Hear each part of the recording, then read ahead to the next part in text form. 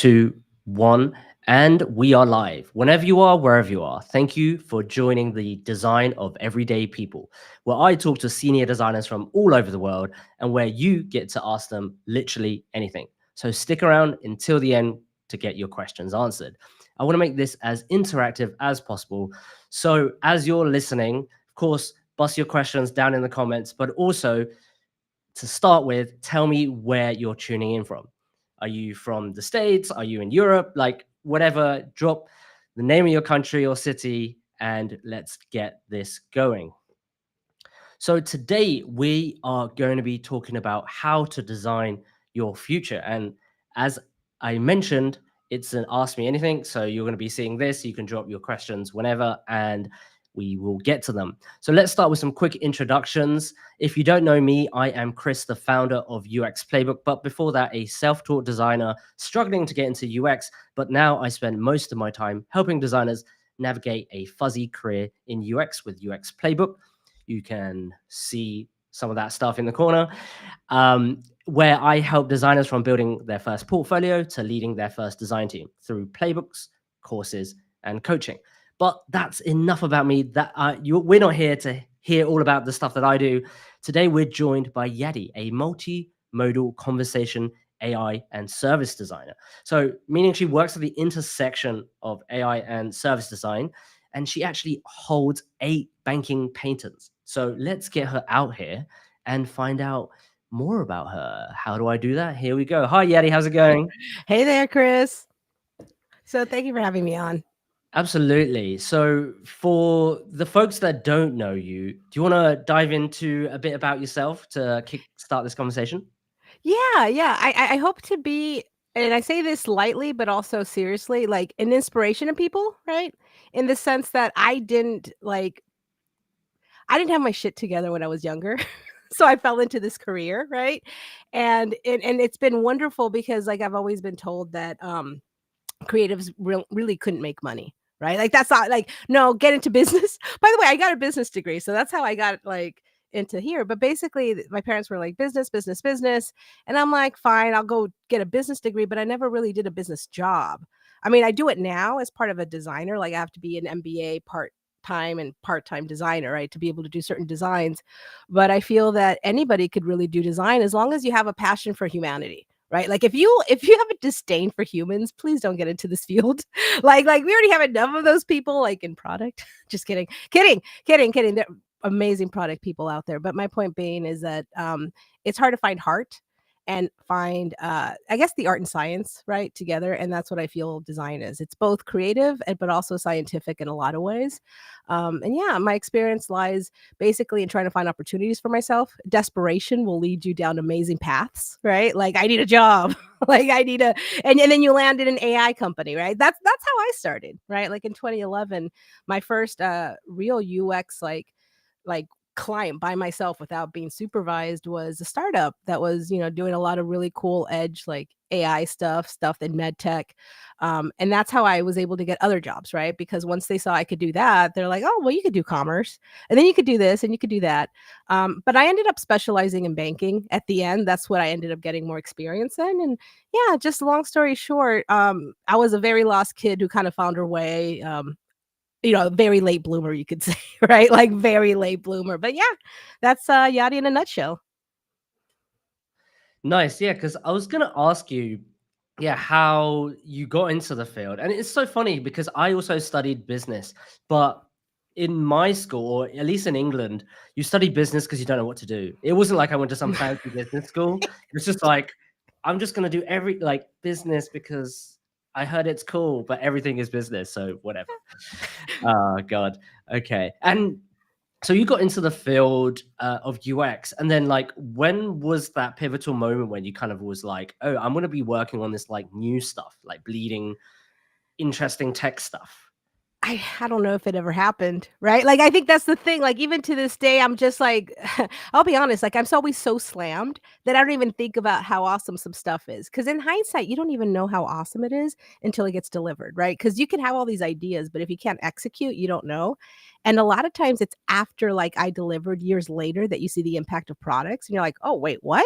Like, I was part of that? I help make millions of dollars for someone in an ethical way. Like, nice, right? Because that's the thing. I mean, anyone can make money for people, but to be able to do it in a way you can sleep at night, right? To be able to be like, you know what? People are saving money, people are doing this. And that's why, like, I find my angle with banking, right? Because I'm like, everybody needs banking. Banking should be available to everybody. It should be like air and water and food, right? A requirement. So it should be accessible, right? So that's how kind of I found I would say, like, I realized it when I realized accessibility was key. Right. So I would say, like, I realized I was working on cool stuff when my grandma went blind, and I was then forced to use my skill sets to design voice controlled products, right? Like, because that's my grandma inspired that. I'm like, how would my grandma use Spotify? How would my grandma want to turn on the TV?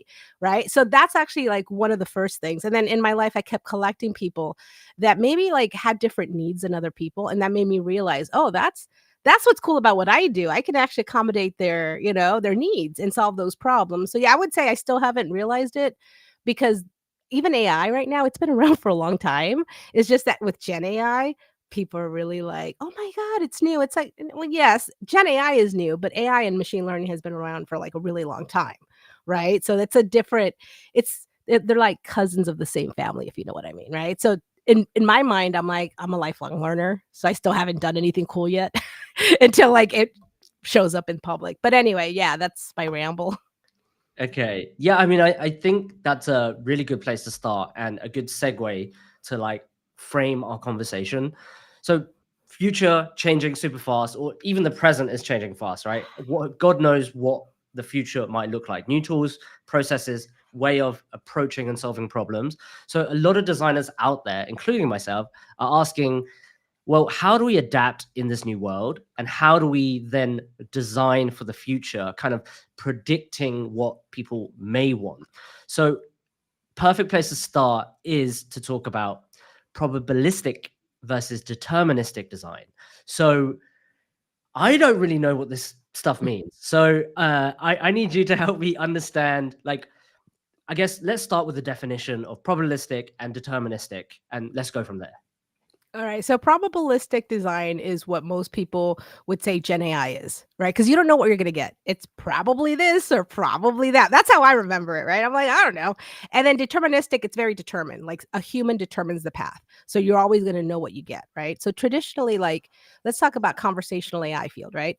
You have NLU, which is natural language understanding, and that's very deterministic. Like, as an NLU architect or an AI model writer, like you're determining how to write those intents and you're writing utterances, and it's very like predetermined. With Gen AI, you're taking that away from the human and letting the system output something for you. Probabilistic design has been around for a while, so it's not just Gen AI; it's other type of design. So think of like dashboards or data visualizations. Like every company will have different data, so you don't know how the design will look like. You just know that it has to accommodate different use cases, right? Um, so I would say the difference between probabilistic design and deterministic design is that because the outputs are wildly uncontrollable, because they're based on like something other than a human creating them at random, right?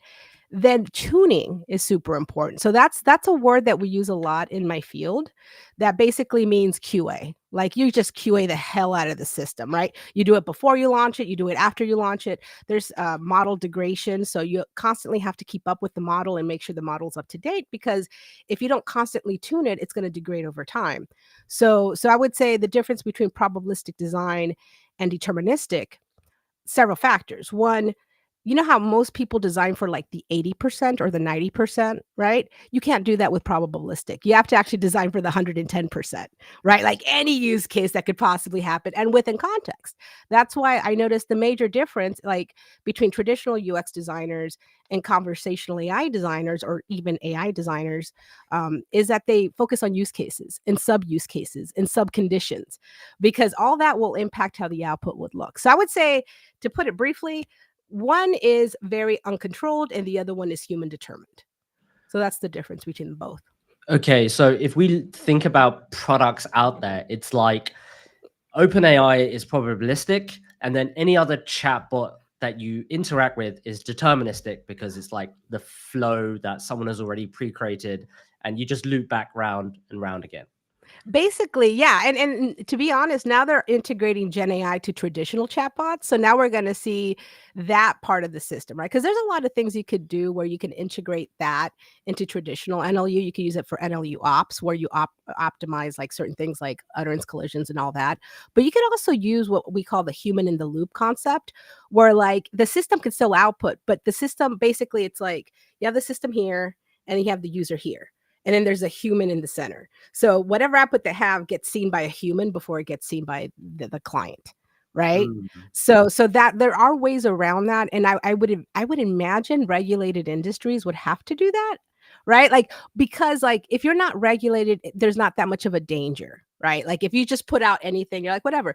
But if you're in finance or you're in, like, in taxes, you better have that information correct, right? That's why, like, a lot of banks you'll see be hesitant on doing Gen AI, like, at least publicly, but they may use it internally, right? Like, that's the cool part, that you don't know how people are using Gen AI because there's a lot of different applications for it. I hope that answers your question, but Yeah, like I was gonna ask, yeah, like th- is there a world where you use both? And I think you just yeah. answered that, where there's a human in the loop, right? Deterministic person, like, so it needs to be controlled in some sort of way.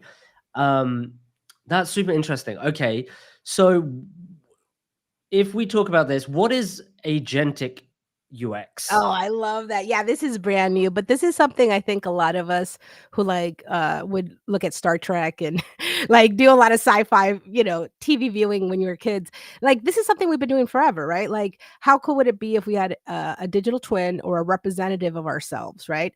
An example, and I'll use one that's very personal, like scheduling appointments for my son. He's special needs, and he requires a lot of different specialists, like a lot, like ENT and endocrinologist and, like, his orthotist. I mean, I'm telling you, like, there's so many that I'm just like, and sometimes you have to get them all in the same room to give you a code diagnosis. So I wish so hard we had agentic UX, like an agent that be like could be like, okay, let me talk to all these people on behalf of Yachty. I know, and there's something very awesome about the idea of, hey, I can control this agent and tell the agent my parameters, like, hey, I can do any time today, but I'd rather not do at night. So if you can find a way around it, then the agent can negotiate with people on my behalf while I actually do my work, right? That's just one example, but there's a lot of different examples of agentic UX. I mean, in fact, what I envision for the future, we're probably going to have a lot of agents, right? Like, we'll have one for ourselves, and then, like, entities will have their own agents and then different sub agents. The best way to describe it is, imagine a company right now that has multiple chatbots, right? They're not connected. Like, you have the HR chatbot, but then you have the consumer chatbot, and then you have the authenticated site chatbot. Well, agents, what they would do is, like, each one of those different chatbots in theory could be its own agent. And then they talk amongst themselves so that there's nothing that we have to do on our end, right? I mean, there may have to be maintenance. Of course, there's always something we have to do, but it would be a lot less, right? So that's agentic, and it really varies by industry, right? Like, I see this working in huge enterprises where you have a lot of systems that need to talk to each other. I can see this working in, like, highly specialized service design, right? Like, if we're talking multimodal, like, I could see Apple doing it basically. Like, yeah, so it's that type of stuff to kind of consider. Yeah.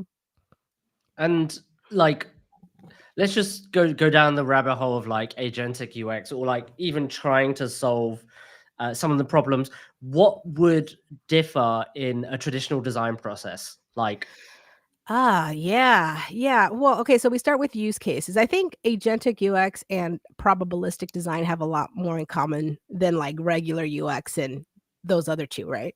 What they have in common is you have to really think of the outputs. You really have to think worst case scenario. So with agentic UX, when you're creating it, you have to think, what's an accident that could happen that could be totally innocuous, that could fuck up my life, right? And prevent that. Let's do that, right? So that's one. Like, I start with the outliers, and I start with the worst use cases, because if you can address those, then you can work backwards. But I think it's also like, I don't think it's set in stone. Like, that's the Yachty method, right? Like, works for me is like, you know what? I think of all the use cases. I come up with hundreds. I mean, literally hundreds of sub use cases. So I'll give you an example. I want to make a payment. That's one use case, right? But and when you think of a website, you'll just have a form, the to from field, the date, the amount, and maybe a memo, right? But if you think about how agentic UX would work, Imagine two different agents, one representing the mortgage company, right, that you're paying, and one representing you. The mortgage company's like, "Hey, reminder, you haven't paid your mortgage yet." The UX agent is like, "Oh, yeah, like, that's right. I haven't seen that come out from the account," right? Because in theory, my agent would have more access to more of my information than the other agent, right? I'm not gonna give anyone permission to access my data unless it's my proxy, right? So in theory, they could communicate together and organize that, right? And be like, and my agent could confirm with me, "Hey, did you wanna pay this bill? It's coming up." And it could be that I don't. It could be that no, I need to pay for my roof, right? Or blah, blah, blah. But then that agent has that information. So then they know how to negotiate with that other person. Like, hey, is there a payment plan? Is there blah, blah, blah? What's the late fee? Right. So imagine not having to worry about that. Now, are we really close to that? I don't think so. I think we're really far away from that. But I feel that that's one possibility where it takes away, like, you know how sometimes you try to be nice? Like, for example, like someone invites you out for coffee and you're like, "I don't feel like going out for coffee, so I have to lie." Well, you can have agents do that for you. You can have agents not lie for you, Please, please. but be kind for you on your behalf to other people, right? So they can, like, not, like, turn it's hard to explain. That's why I'm like, "Can I show visuals?" But basically, yeah, just imagine a little agent that's there to represent you, keeps your secrets, and then uses those secrets to understand, like, how to reframe a question or an answer for somebody else that's looking for that answer, right? Because, like, for example, if I tell my agent, "All right, no, I can't pay it. Can you wait 2 days?" And they're like, "Okay, cool. We're within the time frame. I got you." They don't have to tell that agent. They can just pay them in 2 days, right? But if it's going to be late, it's like, "Hey, let me ask what the repercussions are," right? So, like, it leaves the onus on the UX agent versus the human. But again, I don't think we're there yet. I feel that with the technology we're building today, I wouldn't be surprised if we get there though, right? Because we're really close. Everything's like Lego blocks, right? In order for agentic UX to work, you have to have Gen AI to work, and you have to have good models, and like, so basically you have to have the foundation, right? So that's kind of how I see it. But even then, agentic UX is just like one of many technologies, kind of like how Internet of Things was in mobile. I mean, you remember when mobile came out, everybody's like, "Oh my God." That's how I feel AI is, right? Like, it's just like, okay, it's just new, right? But the key thing is, and this is more of a recommendation for leadership. When something is new, you can't ask for 5 years experience, right? Like, and that's what I'm seeing a lot right now. Like, you have to have 5 years Gen AI experience. I'm like, that doesn't add up, sir. Like, Gen AI came out 2 years ago. So my point being, in order to be successful in the future, it's all about leveraging your transferable skills. And Mm. that's actually the part I want to, like, drill into people, that, like, I've actually had to train people, like, at work to do what I do because they were UX designers but had never done conversational AI. So I know for a fact most people can be trained to do it. Like, I've had to, like, it's just a thing we do. I mean, it's just now it's become like clockwork. So it's not hard to do, but the thing is when you're not given a chance to try it, it's almost like, okay, so you can do it, but companies don't give you that opportunity because they're like, "No, we want someone with experience." It's like, true, you could. You can hire one person with experience, but have that person help the other person learn it, because anybody can do it. Anybody can do really cool stuff. It's just that a lot of times we have gatekeepers, I feel, Mm. right? That are like, "Oh no, you have to know someone, or you have to have this college experience or this, prerequisite." But that's just personal opinions. Yeah, I definitely want to talk about future proofing skills. But before that, could we touch on this concept of min max thinking? And again, can you help start with a definition and why that is so important to design for the future? Yeah, I think I stole it from a video game, like, reference or something. Basically, and I think maybe an army reference, but the whole thing is, like, you have to think like 10, like, the 10-foot, 10,000-foot view, right? Like, the big picture, right? But at the same time, you have to be able to execute. So there's strategy and there's tactical execution, right? That's basically what I mean by min-max thinking. But additionally, what I also mean is, like, when we layer that with use cases, right? So we'll use the make a payment example again, right? That's one use case. But when we start inserting, min-max thinking, it's like, big picture, I want to make a payment. Little picture, what does that look like? And that's when you zoom in and think, all right, use case for when a user is late.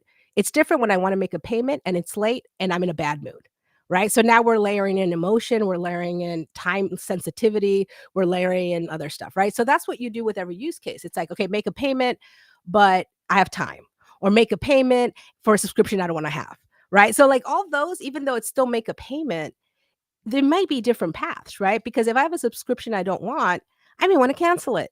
So that's another path. So that's what I mean by min-max thinking. The max part is what are the big like jobs to be done, the big things. And then zoom in into like, okay, what are the different contexts and repercussions and permutations of how that could manifest, right? So it's very interesting work, but a lot of times I think it's actually more of a Yachty thing versus a universal thing. I don't think all AI designers design like that. I design like that because when I'm thinking of like outputs, right? I want to make sure like, okay, am I covering the right use cases within the context, right? Because if someone's in a hurry, blah, blah, blah. They're not going to click 10 times to do something. They're just going to want to like, bloop. And by the way, the easiest thing is if someone owes money and they're late or they're going to be late, instead of like having the onus on them, it's like I would flip it and say, well, let's alert them, right? Like that's where UX comes in. I'm like, well, let's have your back. Let's just alert you and let you know. And then that's another option for them to pay. So it's not just like very linear where like, let me create a form in a chatbot or let me create a flow in a chatbot. It's more like, well, what adjacent technologies can we use to support this?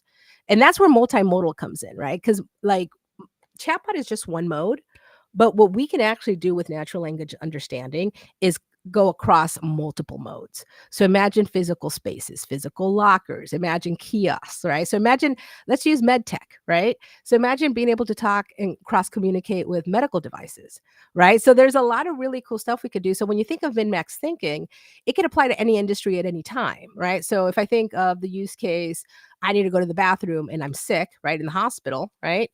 Then use case could be I have mobility issues and I'm prone to fall and I'm older. So I don't know if you've been in the hospital lately, but when my neighbor was in one, she had like a mobility detector. So it just kind of detected when she moved. So it would alert the nursing station that she was walking. Right. So if she would to fall, it would alert her that she fell. Right. So it's using sensors, it's using hardware. And that's where the multimodal comes in. And that's why min max thinking, use cases, and everything kind of like meld together in multimodal because it really is service design. When you think of service design, you're not designing for just like a screen. You're designing for any touch point. That could be a conversation, that could be agentic UX, that could be whatever. And then that's the min-max view works the same, right? Like you zoom out and say, what's the big thing we want to accomplish? And then zoom in, like, what are the possible options, right? User's mad, user's happy, user's in a hurry, user blah, blah, blah. User has this obstacle. And then you start, and it's different by industry. I'm telling you, even different by different like sub industries, right? So for example, even different banks have different like touch points. So that's what I'm talking about. I feel like min-max thinking is really when you are able to look at the big picture as you're working on the small details, right? So even as an IC, like people, my secret to like not getting bored with my work, and that's the thing, I've always wanted to be an IC. I don't want to be a manager, right? Was to always have that big picture in my head. So even if I didn't get that, by the way, even if I didn't get that from like stakeholders or anybody, I'm like, fuck it. I'm gonna like have an ideal state in my head. And even if what I deliver for MVP is like just the foundation, my goal will always be to design for that. So everything will ladder up to that. So a lot of times what I'll do is I'll design three things. I'll design MVP and I'll decide MVP and then end state. And then I'll also design the bridge. Right. So that's also kind of related to min-max thinking because you have to be able to zoom in at all stages and be like, okay, how would the roadmap how would the roadmap look like? How can I make this easy for like product and dev to say, yeah, you know what? Now that you've laid out this foundation, it's easier to do X, Y, and Z. Right. So a lot of times I negotiate a lot and compromise a lot, but I give them like the eye. I'm like, dude, I'm going to still keep fighting, just not in the way you think. Right. So I'll have those designs. And sometimes my designs, like my blue sky designs, end up getting launched because they've seen them, they've been exposed, their seeds planted, and when the opportunity comes, sometimes people will fight for on my behalf for those designs, right? But the thing is, you have to show your work. So Mhm. that's the important part. You always have to show your work, be present, try to be as collaborative as you can, but also like obviously don't roll over if it's a bad design, right? Which I think if we're going to design for the future, something I want to mention is you have to think accessibility and you have to think like I mean, let's see what I have in my notes. Accessibility and trauma informed, especially if we're going to deal with med tech, right? Because if you're dealing in medicine, chances are 99% of those people are traumatized in some way. They're dealing with some sort of heavy procedure, especially if they're using heavy specialized medical equipment. right? They're nervous about something, whatever. So being able to be empathetic and also design for that empathy is huge.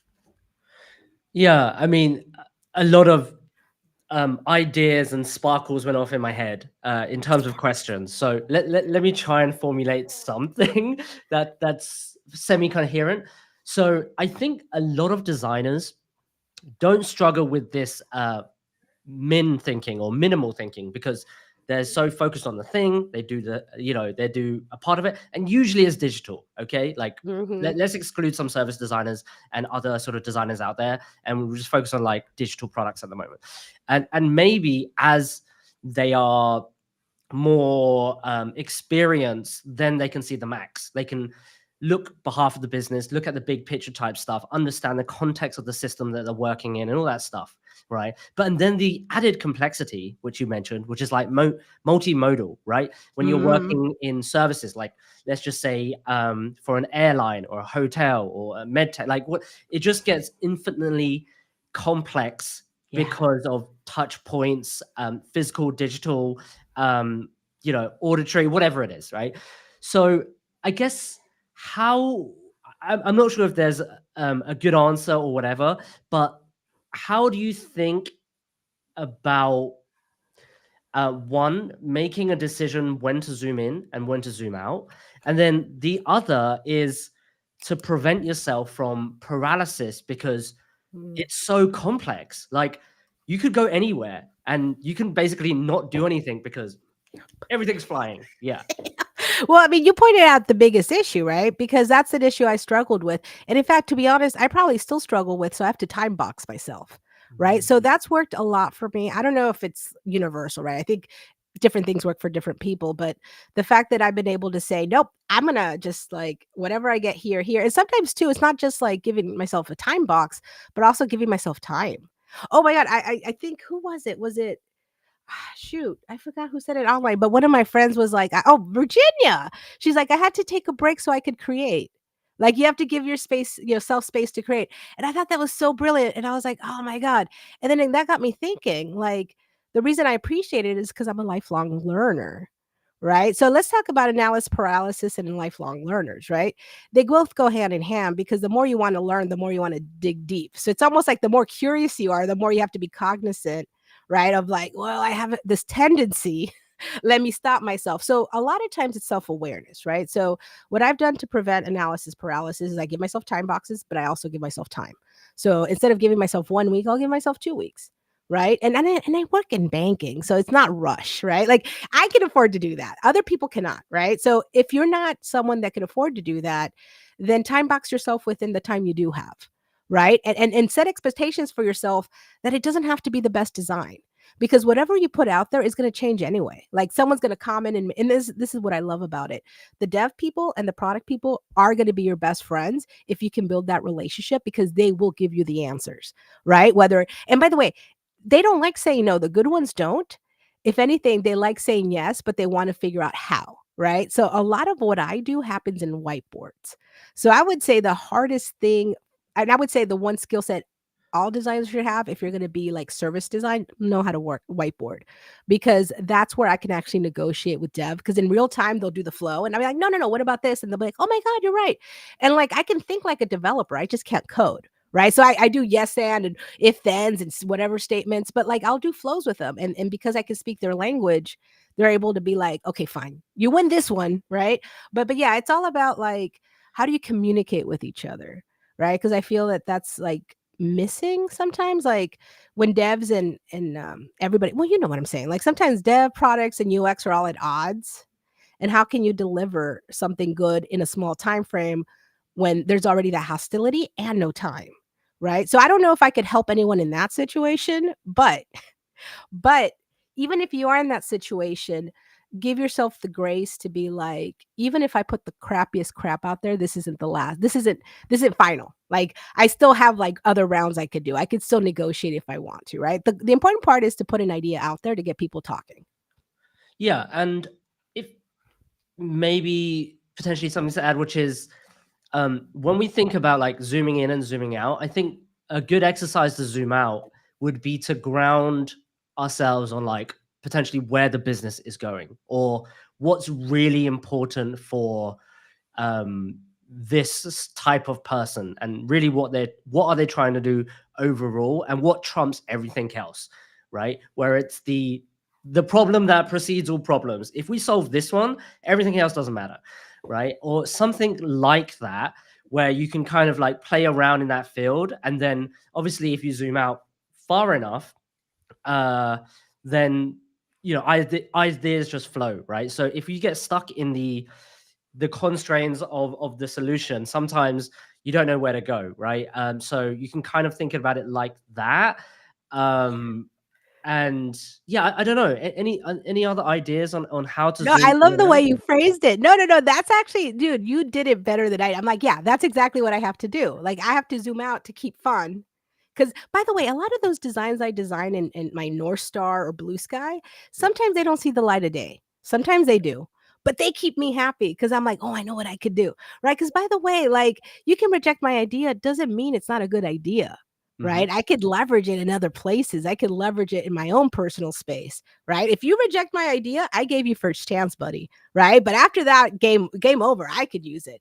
And by the way, that's the confidence you get when you get patents, that all Mm. of a sudden, like, you're not doubting yourself anymore. Because I definitely had imposter syndrome. I still do. I feel like a lot of times when you when you grow up with a mean parent, sorry, I'm like TMI, like, self-critical, right? You're very self-critical because you're never going to be good enough. You're not getting all those A's. You're not like college material. By the way, that's why I got like 3 degrees to prove my parents wrong. I'm like, oh, you don't think I'm college material? I'll show you guys. But point being, yeah, it's kind of cool to kind of hear how you phrase it, because I feel that that's actually more accurate, right? Like, sometimes you got to do it for your own sanity, even if it's for nobody else, right? To just see the own dots in your head, and make yourself like know that, hey, you know what? I'm a good designer. I just may not be able to do good designs here, because Right. sometimes that's the case. Yeah, and I think this is a great segue to talk about like skills. You mentioned like I think just key, like even if you're talking about future proofing or just being a good designer, I think communication is definitely one of them. Like knowing how to talk Hmm. to your counterparts, right? And usually we're outnumbered, like especially developers. And that doesn't really help, right? Like you're like, oh, there's 5 of you, 1 of me, and that's if you're lucky, right? So what are the other skills that you think could help folks kind of future proof what they're doing? Well, okay, so I wrote a whole bunch of notes, right? So just even doing QA, right? Just even doing QA, I think would be great. Not enough of us do QA. I've always done QA because I'm a nerd like that. But in probabilistic design, which by the way, we can't stop at that's going to be a thing, right? Whether it's 50% of the work or 100% of the work, we're going to have a substantial amount of people that will have to learn how to do probabilistic design. So if you think about it, I think the biggest skill set is, first of all, try not to be arrogant, because the minute you think you're the smartest person in the room, you stop learning. Right. So that's lesson number one. Oh, and by the way, yeah, it reminds me of that post you made about all the things that you did wrong when you grew up. Like, basically that, right? Like, I will be honest, I love that post because I'm like, yeah, that was me. I was kind of not listening. And my point being, when you're young and you think you know everything, that's fine. But if you're young and you're smart enough to know you don't know everything, that's actually like the person I want to talk to, because I've met so many people like that, Chris, that I'm like, oh, we're safe. Like, thanks to them, our future is safe. Which, by the way, this is the other thing.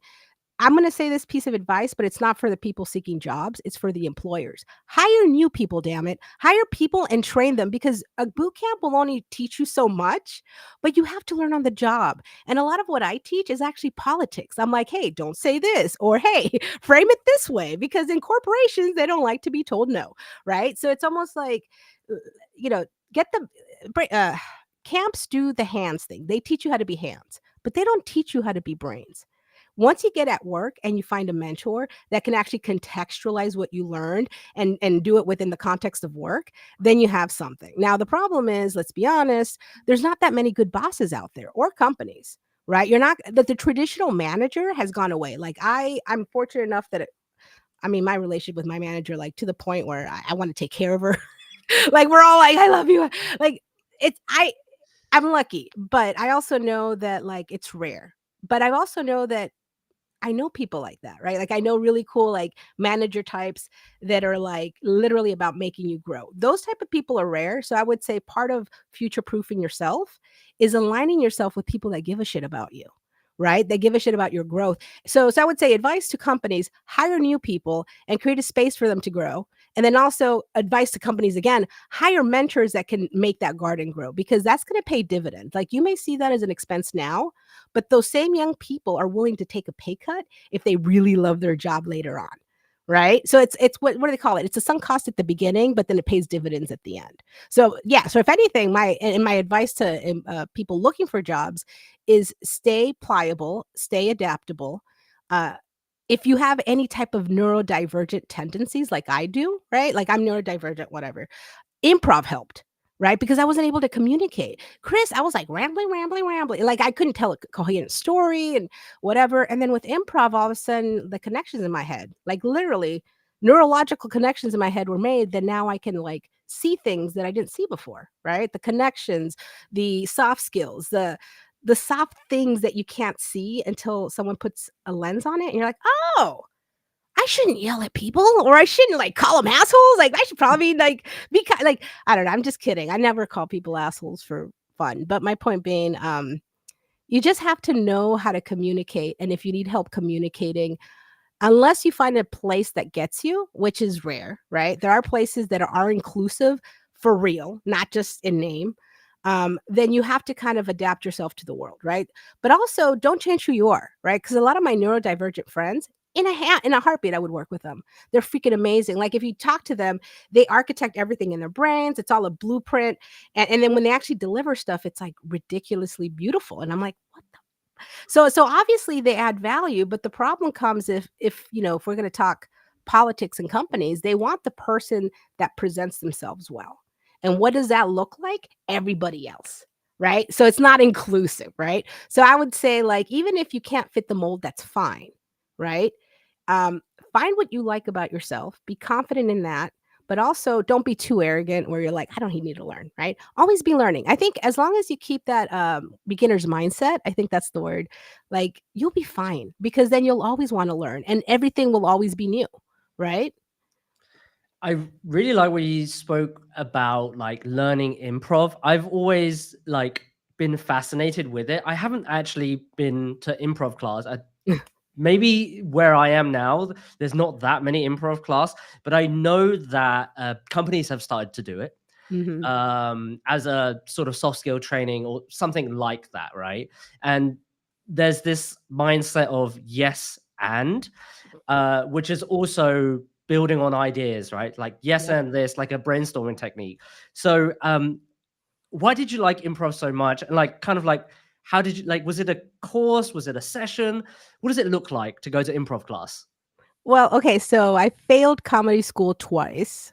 So let me start there. Can you fail comedy school? Yes, I am proof. I was Right? gonna ask that. It's like, what, how? Like, no, Well, that's surely you how can't. once Yeah, I was, all right? But this is the cool part. I actually okay, so it started off with one class at Second City, so it's a well-renowned school here in Chicago. I've heard A of lot it. of the yeah, it's the SNL basically, what do they call it? Incubator, right? Right. Like, they grab a lot of people from there. They also grab a lot of people from Improv Olympic, right? Also Groundlings, I didn't go there, but, I mean, I know about it. So I started with Second City. I fell in love with it, and what I noticed is the more I went to improv, the higher my rates got. Right? So I was actually freelancing during my whole time I was doing improv.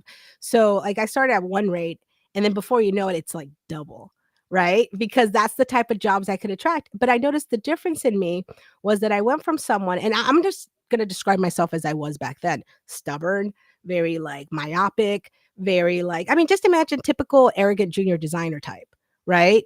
Very, like, and then on top of that, neurodivergent. So you have someone who's stubborn, like, unlike anybody else, right? But then with improv, I realized like my stubbornness came from a good place because I was trying to do the right thing. Like, by the way, that's a thing with ADHD. There's always like this sense of justice that you have to seek, right? So that's my problem. It's not anybody else's. But I realized that, right? So when I realized like, oh, I'm getting in the way of my friendships and relationships because I'm stubborn, And then when I let it go, all of a sudden, like, people were like, "Do you wanna work with me? Do you wanna work with me? Do you wanna work with me? We need your help." All of a sudden, I was invited to the party because, by the way, that's what improv is. The whole premise of improv is yes and, but additionally, it's like being invited to the party. Like, you shouldn't ask to be invited. You shouldn't barge in. You shouldn't demand. You should be so wanted and so valuable that people want you there. Right. So that's kind of what I live by, that, like, you know what? If people want me at their meeting and I didn't ask to be in it, then I'm flattered, because that means I'm adding value. Right, right. And Jeremy prompted us. It was like, Yaddy, do an improv game with Chris. Okay, I would love to do this because it would be so fun. But let's just save it for a bit. But great suggestion, Jeremy. Thank Yeah. you. We hear you. We hear you. Um, I want to address some questions from the audience because I think it's a good time, and I'm sure everybody's got tons to ask you based on your experience and what you spoke about. But before we do that, as we have Jeremy here, I want to play some videos and really notice. I just want your reaction from it. Okay. Yeah. Okay. So I think this would be fun. A reaction channel. Yeah, I know. Something new we're trying. So okay, let me play the first one. This is Jeremy. Spit something ill, you're on Beyond UX with your boy J Mills. I love his freestyle. Pretty good. Just a plug for Jeremy. Beyond UX, guys, listen to it. Find it on all your podcast platforms, YouTube, whatever it is. And then the second one I want to play you, and this one's a little bit longer. Design mastermind, visuals so fine, crafting interfaces that'll blow your mind. UX so smooth, it's criminal. My UI's iconic, design subliminal. Color schemes poppin', layouts tight, accessibility on point, future looking bright. User-centered thinking, that's my game. In the design world, they're shouting my name. Oh my God, that one blew me away. I did not know she could. I did not know she could spit rhyme. I love Sarah. She's awesome. Yeah, shout out to Sarah, Conscious Design, guys. Check out her podcast, Sarah Tajima. Search it. Yeah, I just thought that was a bit of a funny plug. And who knew that designers could rap too? Okay. Oh my God. If I knew, I would have invited him a long time ago. By the way, Sarah's course on growth design opened my mind a lot because I've never had to do growth design because the levers were already predetermined for me. Like, we need to do that. Like, you get it shit rolls downhill sort of type of stuff, but when I took her class, it really opened my eyes. So that's what I'm saying. Like, having someone said, oh, Shoshin, the beginner's mind, right? Like, it was really awesome because going in there, like, open-minded, I'm like, holy crap, like, I may not need this at work, but I could use this in life for personal branding or this or that, or when my friends need help. No, her stuff is amazing. I'm a really big fan of her newsletter. Like, she sometimes gives me previews, so I'm like, yay. By the way, her stuff aligns with AI because she's all about circular design and, like, balance. And what people don't know is that AI is used so gratuitously that we're wasting resources on dumb shit. So we're wasting gallons upon millions of gallons on dumb shit. But yeah, no, when I talked to Sarah about that, we kind of had the same opinion. Like there has to be balance. Like, yes, AI, but let's not compromise our world. Let's find that balance, right? Like, it shouldn't just be about money. Yeah. There's a rant here about NFTs somewhere in the mix. But I digress. NFT startup like that crashed and burned. But anyway, okay, let's get to the questions. Yaddy, your brain seems to work like a huge set of wireframes with connections between technical and human. Do you have issues organizing this information? Yes, I do. Yes, I do. But the good thing is I'm an infograph person. So a lot of times it comes in handy when I can visualize it for people. So that's actually what saves my life a lot at work, where it's like I have all these connections in my head and I see them. And then when people don't get it, I visualize it for them. Sometimes whiteboard, sometimes like literally official infographics. And then they're like, oh yeah, that makes sense. Right? Like, a lot of people just need that visual stuff. So I would say, yes, I have issues organizing it. But when I sit down and do the deep work, like, I would say, like, it maybe takes me like 2 or 3 hours to do like one infograph. It's not too much time because sometimes those infographics actually make us millions of dollars, right? Because it explains a really complex thing in a way that people, because that's, by the way, when you're talking to leadership, don't make them feel dumb, right? And know that you're the expert, but you don't have to rub it in their face. So it's called the cognitive, actually it's called mind the cognitive gap, right? Like when you're like, okay, if you don't know what I know, that's fine. Let me not treat you like an idiot. Let me bring it down to your level in a way that's not condescending. And by the way, I wish that was my term, but I actually stole it from somebody else, Bjorn Ostrat. He's amazing. He's an AI strategist. I've been following his work, and he's actually the one that kind of got me thinking about that when we work with AI and high tech, the last thing we need to do is act superior about it. In fact, we have to make people feel like they're on the same page with us so that they can jump on board. That's why actually, so that's what I'm saying. Like people like him have actually made me a much better designer, because made me realize like, oh my God, it's not me against the world, it's us against the problem. Right. So yeah. So thank you for bringing it up. I also really love whiteboarding. I think it's a great tool to sort of not only collaborate, but put stuff down that generates more ideas. So that yes, and with, so like a co-creation tool that basically aligns everybody visually, right? Like being visual thinkers. Do you have anything that like you do on every single whiteboard session? Like, is there one or two things that you're like, oh, I always just grab a pen and start, or like, I always hand the pen to someone first, so they do it first to explain their idea when I don't get it? Are there these little things that you do around whiteboarding sessions that you're like, oh, it really helps me kind of like go crazy? Well, so it depends, right? So a lot of times I notice I start with use cases. So Mm. even if we whiteboard, like I plan a lot for the whiteboarding session, right? Oh, Sometimes whiteboarding sessions come out of nowhere, right? So that I can't plan for. But for example, we had to do a project and I just started thinking of use cases before the workshop. I'm like, and the example I gave you with payments, right? You can go like make a payment, make a mortgage payment, make a late mortgage payment, make you keep going down that rabbit hole and then you start seeing patterns, right? Because the whole point of creating a list of use cases is to then cluster them by how the results would look. Because then you start seeing the patterns. But I mean, I don't want to derail too much from the conversation. But yeah, basically, yeah, I would say yes. Like sometimes I'll like focus on use cases and that's my main go-to, right? Like start there. That's my go-to. Also, the other thing I do is I start with them, right? Like I have the use cases in my back pocket. I'll have them done, but I won't show them right away because I'll start with them and having whoever is having me design something or solve a problem, I'll have them explain it, right? And then I'll give them the pen, right? Which we do digital whiteboarding on Miro, right? So I'm like, here you go, Sir John, can you explain this Y, X, Y, and Z, right? And then once they explain it, if it has anything to do with the use cases, great, I can bring them up. Sometimes it's just for me to know, right? Because if I have the use cases in my head, I'm prepared to be able to address what their problem is, and I'm able to counter. I mean, I guess I can rebut something if I'm like, well, what about this use case? And what about this use case? And they're like, oh yeah, you're right. So that's where I come in. I'm like, I don't like say no. I just say yes, and what about this? Right? Like, yes, and can we tackle this? Right? Yes, and let's not forget about this. So I do a lot of homework, but make it seem like I don't. So I think that's my quote unquote secret.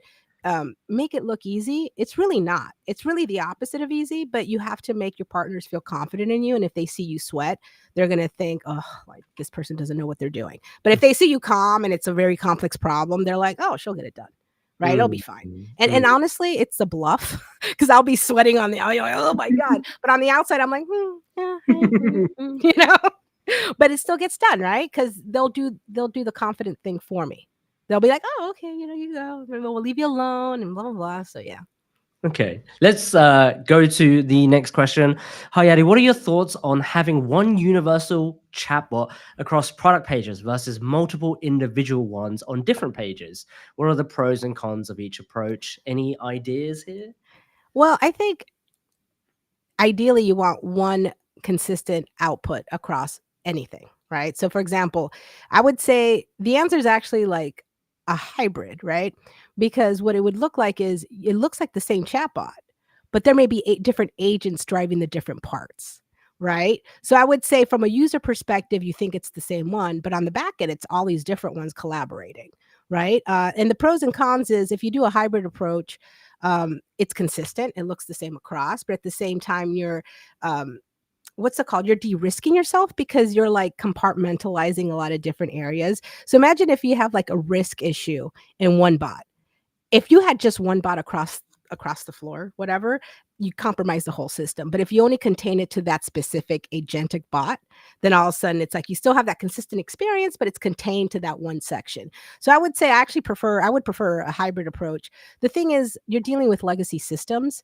So like a lot of times when you see a whole bunch of chatbots across, and you guys could talk to my friend Ann Cantera, because we complain about this all the time. Like, we're dealing with legacy systems. So sometimes we can't control that one chatbot is made in this area on a whole nother backend than another chatbot. At least if they were the same backend, at least it could be visually consistent. But sometimes you have just all these different companies and contracts in place. So it's not always easy to do that. And also, I would like to thank Alan, because he actually gave me the inspiration to talk about what is not designed, right? So I want to talk about that too. But basically, if you think about it, the spoiler alert, everything is designed. If you think about what is not designed, you're actually like have to think, well, everything has to have it. It might not have a lot of good input into it. It might be bad design. But if you think about it, someone had to sit there and design it and put it out in the world, right? So yeah, Alan's awesome. He's been inspiring me behind the scenes. He challenges me a lot in a great way. I think that's what I like. I like people that are very like good at challenging you in a respectful way, that make you like level yourself up, you know?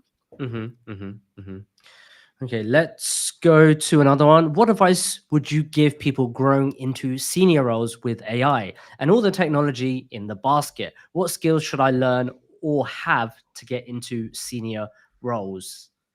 Oh, Vina is amazing. So I know Vina. She used to live in the Chicago area and then moved to Miami, got a really cool job working for a big ass filmmaker. Like she's doing cool stuff. I would say, Vina, in your specific case, you're already doing it. But what she's doing that I like is that she's sharing her journey with others, which, by the way, Chris, that's what you're doing, right? Like a lot of people, like they love you, man. You're very awesome. You're very relatable, but additionally, you're very helpful, right? So I would say that's a key trait of being a senior designer or lead or above, right? Anybody who takes care of other people, who is out there for the community, anyone who, and by the way, so Vina specifically does like ADP list. So she's there helping the community on a grassroots level, but also like she's in our Slack. You know, we have an AI UX Slack. She's in there. She helps people. Now that she has an amazing job, she's helping other people get a job. And what I thought was so cool about her is that she was in a unique position where she had to get a job for a visa. Right. So imagine the table, like the stakes here are high. Right. So to see her journey and be able to get that job and then help others. Right. When she had the opportunity, once she was able to put on her own mask, she then put on the mask of others. I think that's what it takes to be a senior designer, that you put yourself maybe in the back a little and you put your team in the front. And you try not to do stuff to get promoted, but you do stuff to get the team like visibility. Right. You start thinking of we versus me. I feel, I mean, I don't know if that's me being biased, that and accessibility. Like if you can start thinking about like, how can we create a product that works for everybody? Not everybody can do that, but that's leadership right there, right? Like inclusivity. Great question. Let's address this one. What are your thoughts on taking advantage of using agentic agents for interactions between bots versus humans needing to flex/exercise their interaction muscles in person with other humans? I think this one's a tricky but great question, because I feel that this legit is important, right? Like there has to be a human element. We can't completely take the human out. I don't know how that looks like, to be honest. So I guess what I'm going to answer this question with is, even if we use Gen AI as an example, Gen AI can do a lot of stuff, but as a beginner, like if I am teaching people, I actually want them not to use it so they know what struggle we had. Right. And then once they know that struggle, then they can appreciate the technology. Right. So if I use that same analogy here, that like agents can be helpful, but then what about the human? It's like, yeah, I would feel that we would have to have some sort of like, not come to Jesus moment, but a point where we have to appreciate and say, okay, it's great that agents can do this, but we also have to be able to do this without agents, because there is that possibility of failure. Right. So what I would suggest, what are your thoughts? So, I would say that as anything, it's balance, right? You can't just have everything be agentic. But by the way, that's the other thing. Everybody tries to make everything AI. So I don't want everybody to try to make everything agentic. So it's all about context. So I would say when emotions are involved and a human is required, that's when a human should be there. Right. That's why people don't like talking to bots when they're dealing with customer service. They're emotional. they want someone to suffer with them, you know? And by the way, the human actually can do something. And I'll give you an example too. Like I've deal with a lot of special needs type of stuff for my baby, right? The only way I've been able to get stuff done is because people have done me favors because they feel bad for me. The robots won't do that. The robots will be like, shit out of luck, lady, sorry. But the human will be like, oh man, all right, let me see who I can talk to. And then they'll like pull a string and then I owe 'em a Coke or something. But the whole thing is I can get a human to sympathize and empathize with me, but a bot won't do that. So that's why when it comes to customer service, even though we may want to outsource that to chatbots, right? Sometimes you have to take like service design principle number 1 and be like, does this make sense to go to a chatbot? So a lot of my work personally is about routing to a human. So that's what I do on a lot of my products. Like, okay, is it something that only a human can handle? So think of fraud. I don't want some freaking chatbot to deal with that. They can make a mistake, right? But if it's a human, I mean, at least I have a name, I have a face, I have someone that I could be like, well, Jeremy Miller told me, like I was going to get this refund. My point being, yeah, it's all about balance, right? Like I think we try to skew more towards tech, and that's when we get out of balance, right? So that's kind of my 2 cents on that. Yeah, can you imagine that Tinder becomes agentic? So it's like everybody's agent is like talking to everybody and flirting with everybody, and then it's like after a certain time, then you get to meet them. But that would suck, right? Like if you were Well, the that's a real good human example. using that, you're just like, what? I'm just speaking to your proxy. That sucks, right? You'll probably I never mean, want to that's a meet good them. example. That's a really, I mean, exactly. So let's talk about love. If you're outsourcing your love, you got a problem, buddy. Like, which, by the way, I've known plenty of developers like that. Not putting them under the bus. It's just I've had people like, oh, I was able to have 29 dates in one day. I'm like, how? They're like, well, I algorithmically, blah, blah, blah. I'm like, I don't want to hear about your algorithm. Dating Yeah, algorithm. they built a Seriously. script to just swipe for ages and they just start the first conversation and then it's like, I get my pick of the bunch. Like it's just it's cheating in a sense. And yeah, that's probably not the best like foot to start off on and like a good way to build trust. Anyway. Okay, Jeremy's got a question. Yads, that's my new nickname for you. I hope that's okay. It's okay. We all know that improv concepts can help improve how we react to sudden change. Given the volatile new nature like AI can be, how do you bring these ideas to your team? Have you ever tried to, which cuts off, let me just read that here.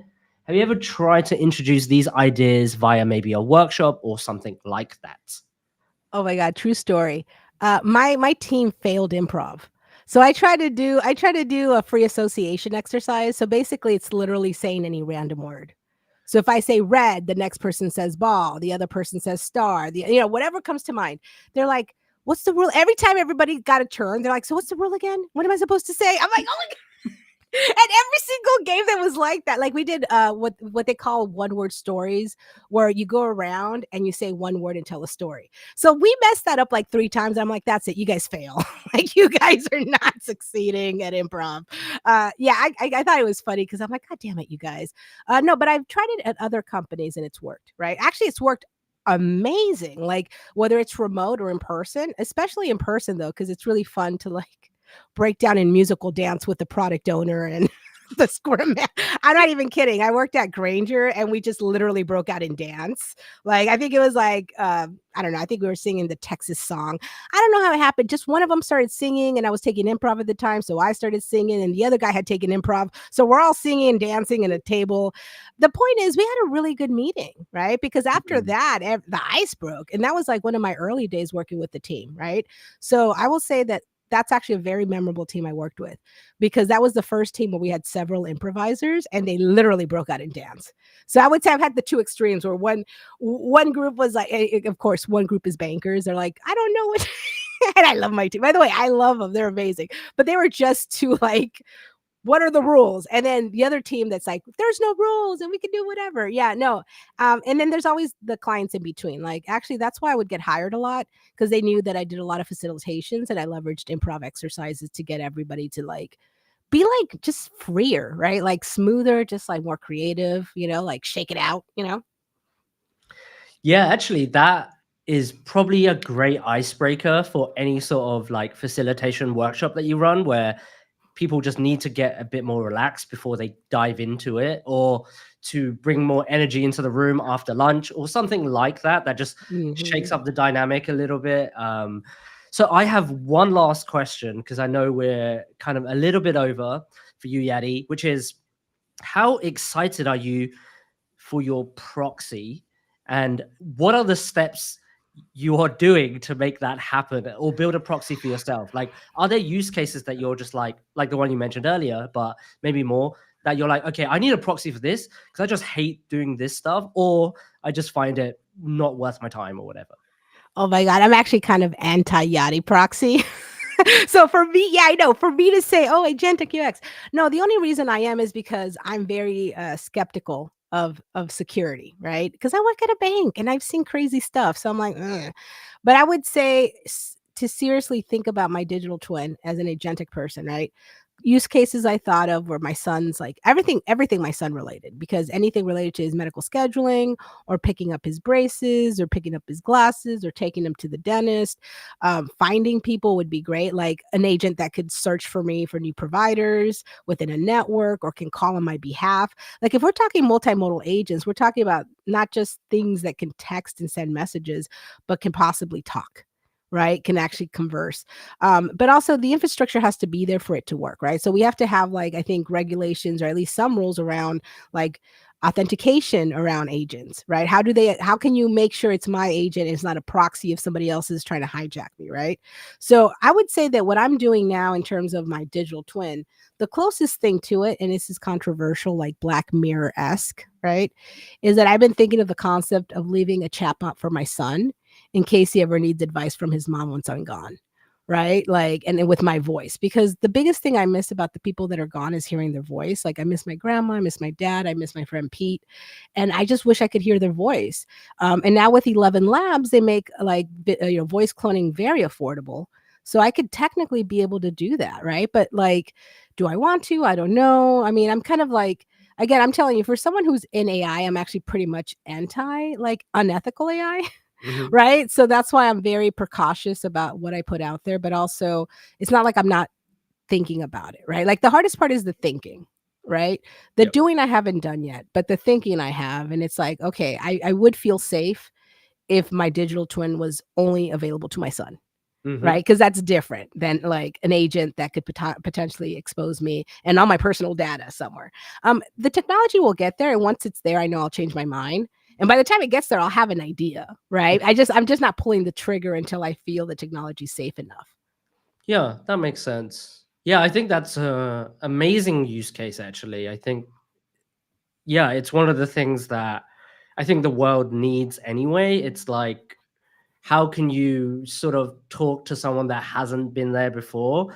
And given how much media we consume and sometimes make, like, could you then transfer that to something that represents you? But yet again, it's like, what could it say and do probabilistically, and to be completely wrong against your, values and judgments and all that stuff. So yeah, weird area, right? Like to think about this. And yeah, not surprising that you haven't been like, oh yeah, I'm jumping on the bandwagon. So many I'm the ethical questions. opposite.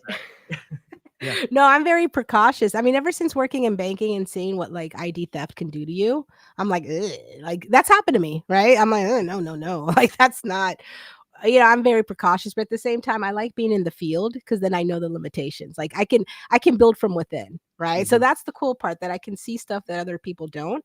So that's why sometimes people complain about the UI of like OpenAI. I'm like, they probably are thinking multimodal. You just don't see it yet. Right. And Right. what do you know? A couple months later, they came out multimodal. So a lot of times you don't see what you don't see unless you work somewhere. And that's the privilege of being able to work with big banking, that I can see how they work on the inside and kind of like help make sure they do it right.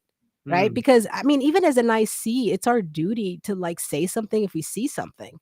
And thank God, like, not saying that all companies are like this, but I've never had to like whistleblow on anybody because I haven't dealt with anything that egregious. But I have done it, Chris. I have whistleblown on bad accessibility, and I was not taken seriously. And later that bank got sued. not because of me, because they got sued by other people, but I had told them 2 years before. And Mm. they didn't listen, right? So like, you can't just sit there idly, especially if you're in a regulated industry. There's a lot of protections for you where you can, like, if you can't reach internally to your own company, there's external regulatory bodies you can reach out to in banking, right? So the good thing is there are ways to report anything, and it's our duty to do it. But also, I know that sometimes we need to keep our jobs. So like, temper that with that, right? Like, that's my advice. Like, if you're going to announce something, just know what you're getting into, right? But also know that we do have a responsibility to users. If we know something is bad design, hostile design, we shouldn't put it out there, you know? What a great way to sort of end this, Yaddy. And this is super awesome. And I love that you're mission driven and you're just an advocate for accessibility. And you're also working in such a critical industry to like all humanity, right? Like access to finances and money and how to trade value with one another. Before we let you go and take you off stage, is there anything you want to shout out, plug, like anything at all? Oh my God. Okay, so yeah, Beyond UX. I love Jeremy Miller's stuff, so you guys should check it out. Also, Sarah's podcast, amazing stuff.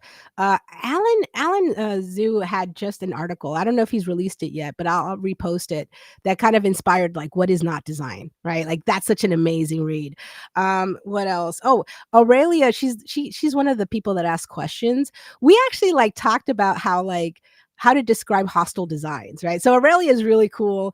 There's a lot of really cool people on LinkedIn that have taught me a lot about like how it is from their vantage point. So I would say shout out to anybody here in the chat.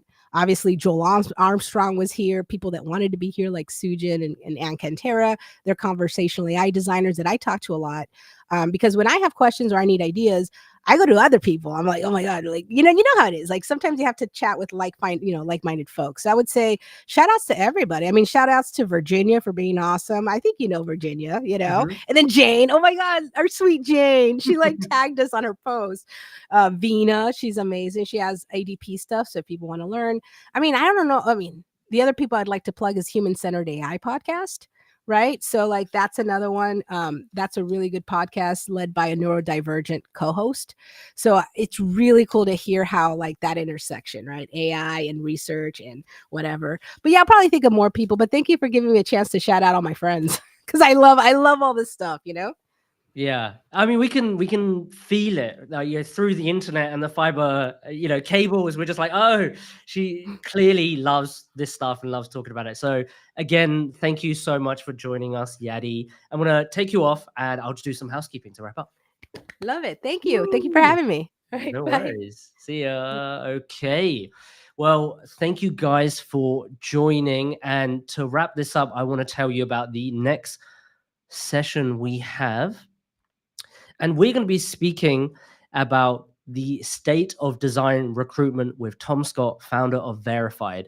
And Tom is really interesting because he was a designer that started his own company specifically in the recruitment space. So helping companies hire great designers. And with Verified, that's exactly what he's doing. So you'll get inside knowledge of how companies hire today. What are the good things that you should be doing if you're looking for a job out there, or if you're a manager yourself, what are some best practices some other awesome companies are doing, and what really does the design recruitment field look like for candidates and companies. So that's on September the 4th. So tune into that, me and Tom Scott. So I'll see you guys in September. And before we go as well, want to remind you, if you can't or if you don't remember that date, you can subscribe or click that link somewhere here, scan it, click it, do whatever it is.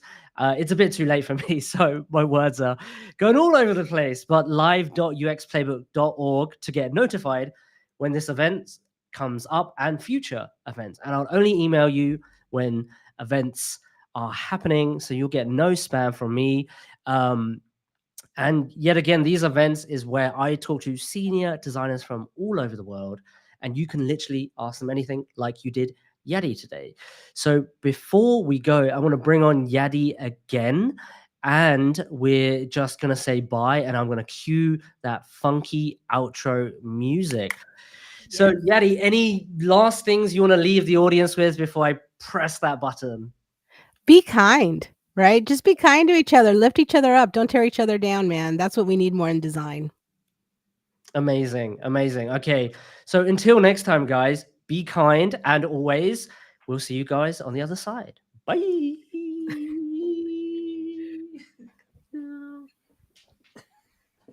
Are we out This yet? is the design of everyday people.